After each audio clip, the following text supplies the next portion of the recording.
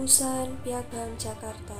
Setelah selesai persidangan BPUPKI yang pertama pada tanggal 29 Mei sampai 1 Juni 1945, dilaksanakan persidangan yang kedua pada tanggal 10 Juni sampai 16 Juni 1945.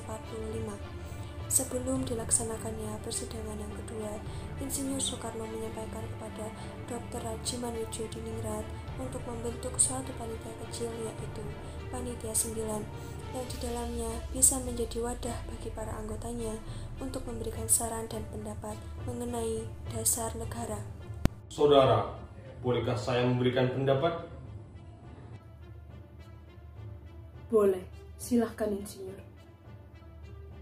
Bagaimana jika dalam kondisi seperti ini kita pergunakan waktu yang ada untuk membentuk suatu badan yang di dalamnya membahas tentang saran dan pendapat yang ditujukan kepada pembentukan suatu dasar negara? Baiklah saudara, kau atur dan juga pilih anggota yang sesuai. Tapi jangan lupa, kau masih memiliki banyak tugas yang harus segera diselesaikan dan juga dirundingkan pada sidang yang berikutnya.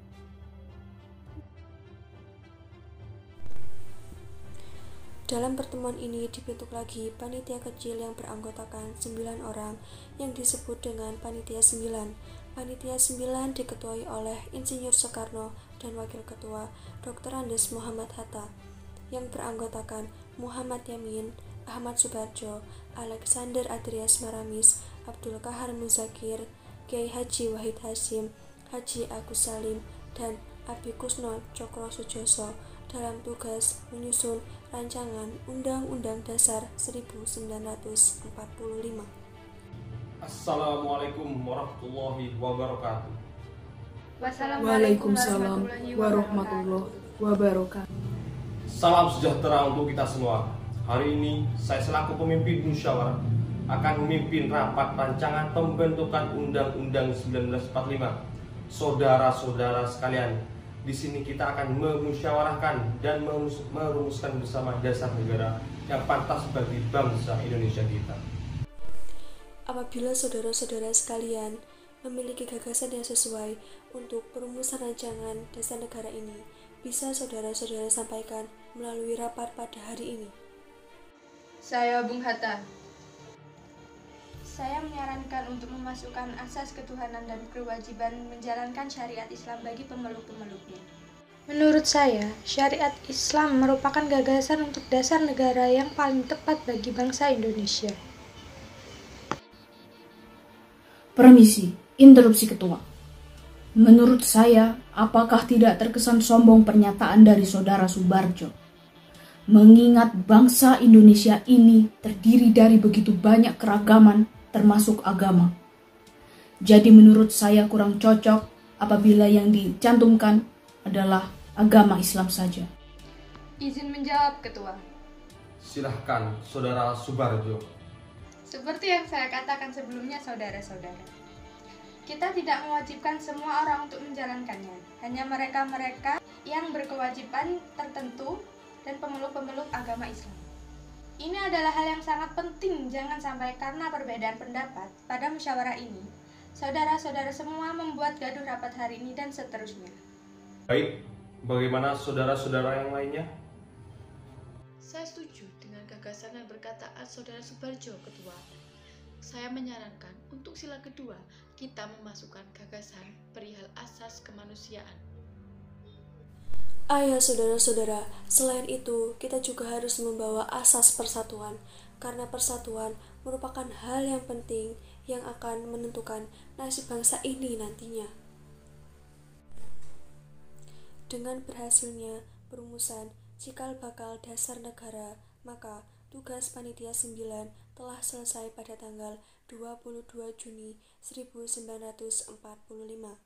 Pada hari itu pun, Jakarta Charter atau Piagam Jakarta telah dirumuskan.